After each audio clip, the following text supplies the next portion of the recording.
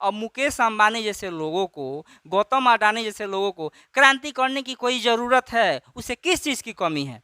तो जिस देश का मध्यम वर्ग मजबूत होता है वह देश क्रांति की राह में सबसे आगे रहता है। इंग्लैंड के लोगों को दोगला क्रिश्चियन बोल रहा हूँ, क्योंकि यूनान को गुलाम बनाया है तुर्की ने, और तुर्की एक मुस्लिम देश है।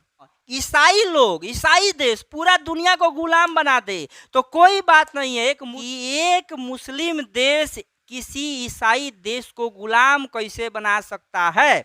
तो कितनी भोली है, तो कितनी प्यारी है, कितनी न्यारी है ओ माँ, ओ माँ।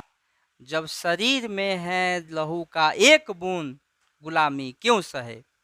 तो गुलामी और आज़ादी के बीच में एक बहुत ही प्यारा पार्ट है यूरोप में राष्ट्रवाद, जिसका 3 पार्ट मैंने पढ़ा दिया है, और चौथा और अंतिम पार्ट आप लोगों को पढ़ना जरूर चाहिए।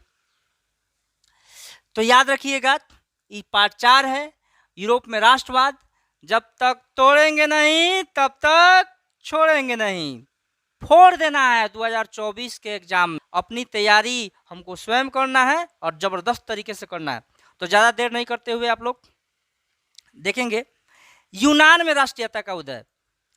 तो यूनान में राष्ट्रीयता का उदय क्यों जरूरी था? आप लोग सुनते होंगे कि भारत जो है विश्व गुरु रहा है, उसी तरह यूनान के सभ्यता की साहित्यिक प्रगति, विचार, दर्शन, कला, चिकित्सा, विज्ञान यूनानियों के लिए प्रेरणा के स्रोत थे। हम लोग किस तरह कहते हैं कि भारत विश्व गुरु रहा है? भारत विश्व गुरु है क्योंकि हमारा ज्ञान, विज्ञान, संस्कृति, आयुर्वेद सभी चीज़ें हमारे लिए प्रेरणा का स्रोत है। उसी तरह यूनान के लोगों के लिए उनका साहित्य, ज्ञान, विज्ञान सब प्रेरणा का स्रोत रहा। लेकिन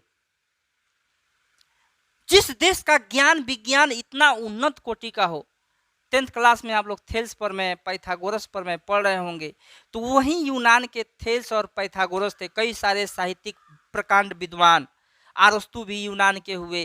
तो इतने सारे महान लोगों का महान देश गुलाम था। किसका गुलाम था? तुर्की का गुलाम था। अब इसी से समझ लीजिए कि मान लीजिए अपना देश भारत है, वह नेपाल का गुलाम बन जाए, तो इससे बड़ी डूब मरने की बात क्या हो सकती है? जो तुर्की था उसको यूरोप का क्या कहा जाता है? मरीज कहा जाता है। तुर्की को क्या कहा जाता है?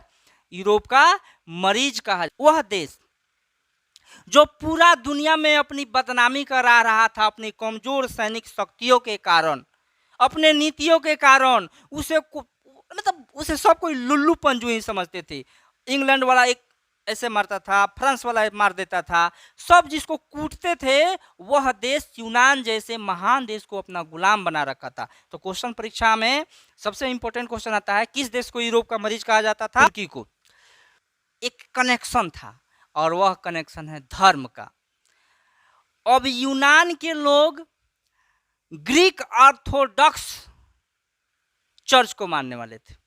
यूनान के लोग ग्रीक ऑर्थोडॉक्स चर्च को मानने वाले थे। रूस के लोग भी उसी चर्च को मानने वाले थे, और बाकी के यूरोपीय देशों में भी उसी चर्च को मानने, मतलब समान धर्म था। और तुर्की क्या था? तुर्की में खलीफा रहता था, तो वह मुस्लिम देश था, और मुस्लिम देश एक ईसाई देश को गुलाम बना कर रखा था, जो बाकी के यूरोपीय देशों को नागवार गुजरा। क्रांति के मतलब क्रांति हुआ क्या? क्रांति के चरण में अगला बात है कि यूनानी जो क्रांतिकारी थे उन्होंने ओडेसा नामक स्थान पर हिटेरिया फलाइक नामक संस्था की स्थापना की, जिसका काम था हिटेरिया फिलाई का काम क्या था? तो उसका काम था यूनान को आज़ादी के लिए, स्वतंत्रता को दिलाने के लिए तैयार रखना। क्रांतिकर्ता कौन है? क्रांतिकर्ता है मध्यम वर्ग। सबसे जो बड़का है उसको कमाने से फुर्सत नहीं है, जो सबसे छोटका है उसको मतलब कि उसको भूखमरी की समस्या है, भोजन की समस्या है, कपड़ा की समस्या है। लेकिन मध्यम वर्ग, जिस देश का मध्यम वर्ग स्ट्रांग होता है, उसी देश में क्रांति संभव हो पाती। अब मुकेश अंबानी जैसे लोगों को, गौतम अडानी जैसे लोगों को क्रांति करने की कोई ज़रूरत है? उसे किस चीज़ की कमी है? या फिर कोई गरीब है, रिक्शा चलाता है, मजदूरी करता है है ना, ईंट धोता है, बालू धोता है, वह क्रांति करने जाएगा तो एक दिन का दिहाड़ी साफ हो जाएगा। तो जिस देश का मध्यम वर्ग मजबूत होता है वह देश क्रांति की राह में सबसे आगे रहता है। यूनान में वही हुआ, मध्यम वर्ग का उदय हुआ, डॉक्टर, इंजीनियर, जज, सिपाही, हाँ, छोटे किसान, तो ये सारे लोगों का जब उदय हुआ तो क्रांति की राह खुलते गई।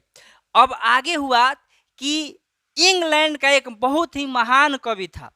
अब समस्या देखिए, जैसा कि आप लोग जानते हैं, धर्म के आधार पर, संस्कृति के आधार पर यूरोप के देश जो ईसाई देश हैं यूनान से कनेक्टेड, जबकि उसे गुलाम बनाने वाले तुर्की का जो राजकीय धर्म था वह इस्लामिक था। अब इस्लाम में और ईसाई में पुराना झगड़ा है, तो ये यूरोप के जो विद्वान थे, जो प्रकांड विद्वान होते थे, उनको यह मंजूर नहीं था कि एक मुसलमानों का देश एक ईसाइयों के देश को गुलाम बना दे। तो ईसाइयों के कुछ जो कवि हुए, इंग्लैंड के एक महान कवि हुए लॉर्ड बायरन, क्या नाम था उनका, लॉर्ड बायरन नाम था, और वह गया गीत गागा के यूनान के लोगों को समझाता था कि ये यूनान के लोगों, उठाओ तलवार और मारो तुर्कियों को। अब तुर्की का सैनिक सब देखा, कहा कि होई देखिए, अरे तो तुमको क्या करना है, हमारा देश तुर्की गुलाम बनाए हैं यूनान को, तू ससुरा इंग्लैंड से आके यहाँ गीत गागा के लोगों को जगा रहा है, चौक पर इसका गीत गर्दन काटा जाएगा। अब क्या हुआ, लॉर्ड बायरन को कत्ल कर दिया गया, गर्दन उसका काट दिया गया। अब बताइए लॉर्ड बायरन कहाँ का था, इंग्लैंड का था। अब इंग्लैंड भी तुर्की के खिलाफ हो गया। अगला बात यह है कि रूस का जो जार था, जब रूस का जो जार आया, पुराना जार को तो कोई मतलब नहीं था, लेकिन जो नया जार आया वह कहता था ए, हमारा धर्म और यूनान का धर्म एक है। कैसे? क्योंकि वह भी ग्रीक ऑर्थोडॉक्स, क्योंकि वह भी ग्रीक ऑर्थोडॉक्स चर्च को मानता है, मैं भी ग्रीक ऑर्थोडॉक्स चर्च को मानता हूँ। तो इस तरह से उसका धर्म मेरा धर्म एक हुआ। और मुसलमानों का यह हिम्मत कि मेरे धर्म वाले लोगों को अत्याचार करता है तो मैं भी तुर्की के खिलाफ रहूंगा और यूनान के स्वतंत्रता का समर्थन करता हूँ। देखिए इतने ज़्यादा सहायक देश आ गए, हम लोग 200 साल हमारा देश हिंदुस्तान इसलिए गुलाम रह गया क्योंकि हमारे सहयोग करने के लिए कोई बाकी देश तैयार ही नहीं था। अब सोचिए आप लोग कि अगर भारत गुलाम था, उस समय नेपाल गुलाम तो नहीं था, कहता नहीं भारत को आज़ाद कीजिए, तो खुद डर से चुप बैठा रहा। लेकिन यहाँ यूनान गुलाम है तुर्की का, तो बाकी के जो उसके धर्म वाले देश है, इसीलिए जो बाकी के उसके धर्म वाले देश है, ईसाई देश, सब उसके पक्ष में आ गए और उन्होंने जोर डालना, दबाव डालना तुर्की पर शुरू कर दिया कि आप यूनान को आज़ाद कीजिए, जल्दी से जल्दी आज़ाद कीजिए। लेकिन भारत के साथ ऐसा नहीं था, तबे ना हम लोग 200 साल तक गुलाम रह गए। तो रूस जो था वह क्या कहता था कि हमारी धार्मिक एकता है, इसलिए मैं यूनान का साथ दूंगा। अगला बात यह हुआ कि 1826 के अप्रैल माह में ब्रिटेन यानी इंग्लैंड और रूस दोनों ने समझौता किया। क्या समझौता किया? कि जो यूनान और तुर्की के बीच में जो लफड़ा है, लफड़ा कोनो नहीं था। एक बात समझ लीजिएगा आप लोग, लफड़ा किस बात का था? किस बात का लफड़ा? भाई तुर्की ने एक छोटे से देश यूनान को अपना गुलाम बना लिया था। जब तुर्की ने यूनान को अपना गुलाम बना लिया था, यूनान तो सैनिक दृष्टिकोण से तुर्की से कमजोर था, जीत नहीं सकता था। तो देखिए इन दोगला लोगों को, दोगला ईसाई लोगों को आप लोग समझिएगा। ये सब ससुरा, मैं दोगला ईसाई किसको बोला हूँ? इंडियन के ईसाई को नहीं बोला हूँ, मैं दोगला ईसाई इंग्लैंड को बोला हूँ। इंग्लैंड के लोगों को दोगला क्रिश्चियन बोल रहा हूँ। दोगला क्रिश्चियन इंग्लैंड का है। कैसे है? ससुरा तुम इंग्लैंड खुद भारत को गुलाम बनाया है, तो भारतीयों का दर्द देख रहा है, तो क्यों नहीं इंग्लैंड के कवि आके भारतीय लोगों को जगाए कि हे भारतीय लोगों, तुम हमारा मुकाबला करो, हमसे आजादी ले लो। नहीं, दोगलापन देखिए। इंग्लैंड का कवि और इंग्लैंड यूनान के सहयोग सपोर्ट में आता है। यूनान की सपोर्ट में क्यों आता है? क्योंकि यूनान को गुलाम बनाया है तुर्की ने, और तुर्की एक मुस्लिम देश है। ये दोगलापन का पराकाष्ठा है। वहीं इंग्लैंड भारत को गुलाम बनाया था तो उसे किसी बात की झंझट समस्या नहीं थी कि ना ठीक है, लेकिन हाँ ईसाई लोग, ईसाई देश पूरा दुनिया को गुलाम बना दे तो कोई बात नहीं है। एक मुस्लिम देश या फिर कोई हिंदू देश दूसरे किसी देश को गुलाम बना देते, इनको समस्या हो जाती है तो गीत गाने लगते हैं। बस क्या किया, तुर्की का सैनिक लॉर्ड बायरन का गर्दन में कट दिया था। अब इंग्लैंड का जार जो था वह चाहता था कि हमारा सीमा विस्तार, ऑफ कोर्स राष्ट्रवाद पाठ पढ़ रहे हैं तो सभी राजा चाहते थे, सभी शासक चाहते थे कि जो अगल बगल के हमारे जो देश हैं वे हमारे सीमा से लगने वाले देश हैं, या तो हमारे देश में शामिल हो जाएं या तो उन पर हमारा नियंत्रण रहे। तो इस तरह से दोनों मिल गए। 1826 में समझौता कर लिए कि हम लोग मध्यस्थता करेंगे। आगे हुआ कि 1827 में एक साल बाद लंदन में एक सम्मेलन हुआ जिसमें फ्रांस भी आ गया। रूस इंग्लैंड साथ में तो थे ही, अब फ्रांस भी आ गया। तीनों बोला कि ए बबुआ तुर्की, अपना सेना जो है यूनान से हटा लीजिए, यूनान को आप आज़ाद कर दीजिए, नहीं तो हम लोग तीनों आदमी मिलकर आप पर हमला कर देंगे। सेना भेजेंगे, संयुक्त सेना। वह सेना फ्रांस का भी होगा, इंग्लैंड और रूस का, तीनों सेना मिलकर, और यूनान के लोग तो आपका मुकाबला करिए रहे, सब लोग मिलकर आपको कूटेंगे। मैं पूछना चाहता हूं इन यूरोपीय चूतियों से कि जब भारत गुलाम था तो फ्रांस क्यों नहीं आया और कहा कि मैं अपना सेना भेज रहा हूं? नहीं, एक ही रीजन था कि एक मुस्लिम देश किसी ईसाई देश को गुलाम कैसे बना सकता है। सभी एक ईसाई देश पूरा दुनिया को गुलाम बना दिया तो इससे समस्या नहीं थी उन लोगों को, लेकिन एक मुस्लिम देश ईसाई देशों को गुलाम क्यों बना रहा है, उनको इससे समस्या थी। तो इंग्लैंड में सम्मेलन हुआ और तुर्की के खिलाफ कार्रवाई करने का निर्णय लिया गया। नवार्नो की खाड़ी में सेनाएं लेकर ये लोग पहुंच गए। अब यूनान के बगल में एक खाड़ी है, जैसे भारत के बगल में बंगाल की खाड़ी है, कच्छ की खाड़ी है, उसी तरह नवार्नो की खाड़ी में 3 देश की सेना पहुंची। इंग्लैंड, फ्रांस, रूस, तीनों देश की सेना पहुंच गई और तुर्की की सेना अकेले थी, जिसकी सहायता करने के लिए मिस्र की सेना आई। मिस्र की सेना आई क्योंकि मिस्र भी मुस्लिम देश, तुर्की भी मुस्लिम देश, लेकिन इनकी सेनाएं जो थी, तुर्की यूरोप का मरीज था, उसकी सेनाएं उतनी आधुनिक नहीं थी, उतने आधुनिक हथियार नहीं थे। अब वही हुआ जो सबको अंदाजा था, बकरी शेर से लड़ेगी, ऑफ कोर्स जीतेगा कौन भाई? उसमें भी सोचने की बात है। बकरी शेर से लड़ेगी तो शेर जीतेगा। मिस्र और तुर्की की सेना इंग्लैंड, फ्रांस, रूस की सेना से लड़ी और तुर्की की हार हुई, साथ साथ ऑफ कोर्स मिस्र की हार हुई। दोनों बुरी तरह हार गए और 1829 में एक संधि हुआ जिसको कहते हैं एड्रियानोपल की संधि। तो एड्रियानोपल की संधि कब हुई थी? 1829 में हुई थी। और किस देश से हुई थी? तो तुर्की के साथ की गई थी, और जिससे यूनान को स्वायत्तता मिल गई। स्वायत्तता का मतलब क्या होता है? पूर्ण आज़ादी नहीं होता है। वहाँ के क्रांतिकारियों ने कहा कि ना ना ना ना, हमको पूर्ण आज़ादी चाहिए, पूरी आज़ादी, थोड़ा सा टुकड़ा भी नहीं छोड़ेंगे। और वहाँ बवेरिया का शासक जो था उसका नाम था ओटो, और ओटो वहाँ का राजा बना। इस तरह से यूनान की क्रांति समाप्त हुई। आगे हम लोग जानेंगे, हम लोग जाने इटली का एकीकरण, जर्मनी का एकीकरण, फ्रांस की क्रांति। अब जान लिए हम लोग यूनान की क्रांति, उसका प्रभाव। लेकिन हम लोग को अब कुछ ऐसे देशों के बारे में भी जानना है जहां वहां भी राष्ट्रवाद की लहर तो दौड़ी, लेकिन कहीं थोड़ी सी सफल हुई, कहीं नहीं हुई, कहीं असफल हो गई। उनके बारे में भी जानना जरूरी है। तो हंगरी के बारे में हम लोग जानेंगे। हंगरी आप नक्शा में देख सकते हैं। हंगरी के बगल में ऑस्ट्रिया है, उधर रोमानिया है, उधर यूक्रेन है जो पहले रूस का हिस्सा हुआ करता था, सर्बिया है, क्रोएशिया है। यहाँ पर देखिएगा कि जो ऑस्ट्रिया है उसने हंगरी को जीत लिया और अपने देश का। कालांतर में हंगरी अलग देश था, ऑस्ट्रिया अलग देश था, लेकिन बीच में क्या हुआ कि ऑस्ट्रिया ने हंगरी को जीतकर उसे अपने राज्य में मिला दिया। और राष्ट्रवाद का प्रभाव में एक प्रभाव है ना जी, साम्राज्यवाद, यानी अपने देश को सीमा बगल वाले छोटे छोटे देशों को जीतकर बढ़ा दीजिए। उसने अपना साम्राज्य बढ़ा दिया था। तो हंगरी ऑस्ट्रिया का आधिपत्य वाला देश था। आधिपत्य का मतलब हंगरी पर ऑस्ट्रिया का ही राज था। लेकिन वह राज जो था उसके विरुद्ध क्रांति की ज्वाला फड़कने लगी। वहां दो प्रमुख क्रांतिकारी हुए।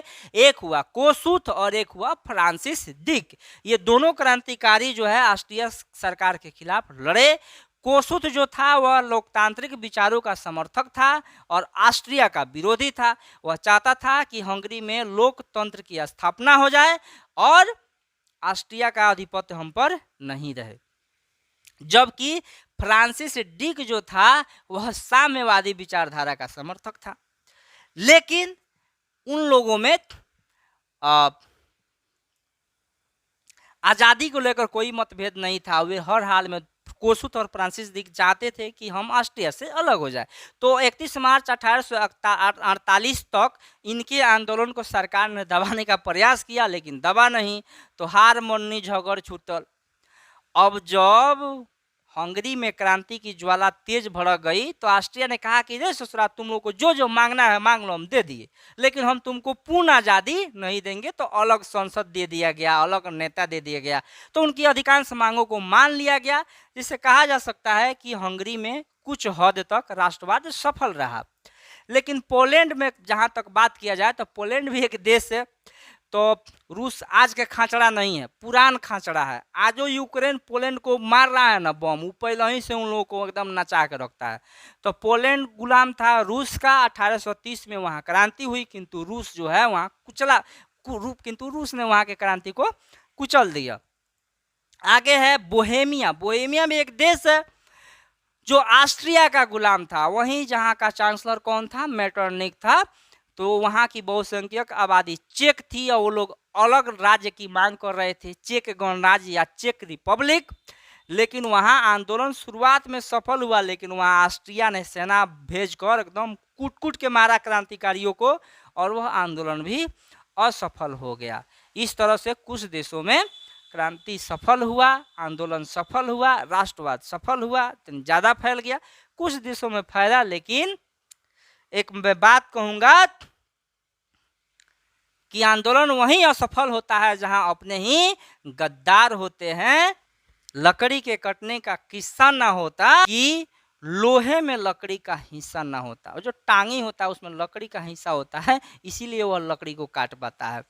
तो आगे है राष्ट्रवाद का क्या प्रभाव हुआ। देखिए, राष्ट्रवाद बहुत हद तक अच्छी बात है। राष्ट्रवाद देश की जनता अपने देश से प्रेम करने लगे, ये बुरी बात थोड़े है। लेकिन एक होता है संकीर्ण राष्ट्रवाद। तो राष्ट्रवाद का प्रभाव जो है एक फैला कि उसमें लोगों में संकीर्ण राष्ट्रवाद आया। संकीर्ण का मतलब छोटा, एकदम दूसरे के लिए कोई जगह ही नहीं था।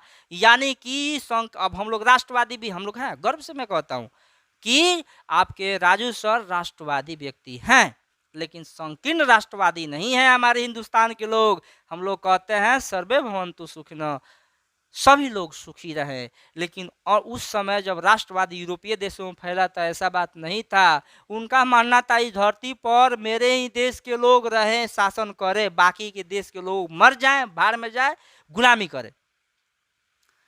तो इससे दुनिया तो चलने वाली नहीं है। अपने देश को ही सब कुछ मान लेते थे, उनके लिए देश ही सब कुछ था, बाकी देश के लोगों को काटना मारना उनको कोई दिक्कत नहीं था, है ना। साम्राज्यवाद का फैला हुआ, जैसे कि आप लोग सोचे कि आप लोग देखिए कि जैसे जैसे राष्ट्रवाद बढ़ा तो देश, हर एक देश अपनी सीमाओं को विस्तार में लगा दिया। अब ऑस्ट्रिया ने हंगरी को जीत लिया था, है ना। जर्मनी ने अपने आसपास के क्षेत्रों को मिला लिया। तो साम्राज्यवाद बढ़ने लगा।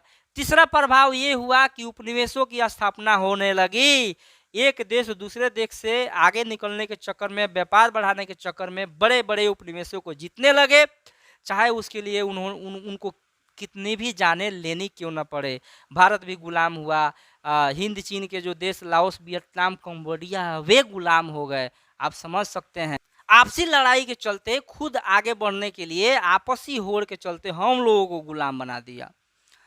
व्यापारिक प्रतिस्पर्धा बढ़ी, कंपटीशन बढ़ गया कि ज़्यादा से ज़्यादा उत्पादन, सस्ता से सस्ता श्रम, उससे उपनिवेशी देशों को नुकसान हुआ। अब ज़्यादा व्यापार कब बढ़ेगा? जब माल सस्ता बेचिएगा। माल सस्ता कब मिलेगा? जब उसका कच्चा माल सस्ता मिलेगा, मजदूरी कम लगाइएगा। तो यहाँ मजदूर की संख्या था ही, कूट कूट के काम करवाता था, पैसा कम देता था। इससे क्या हो गई? इससे अमीर अमीर होते न लगे और गरीब गरीब होते गए। विदेशी शासन के खिलाफ इससे क्या हुआ कि लोगों में लहर भी आया। इस तरह से राष्ट्रवाद का यही 5 प्रभाव है। कौन कौन प्रभाव है? तो संकीर्ण राष्ट्रवाद, और शासक और जनता के लिए राष्ट्र ही सब कुछ हो गया। साम्राज्यवाद का फैलाव हुआ, उपनिवेशों की स्थापना हुई, व्यापारिक प्रतिस्पर्धा हुई और विदेशी शासन के खिलाफ लहर आया। तो ठीक है, आज के लिए बस इतना ही। फिर मिलते हैं अगले वीडियो में। वीडियो अच्छा लगे तो भाई शेयर कीजिए, सब्सक्राइब कीजिए। तब तक के लिए जय हिंद।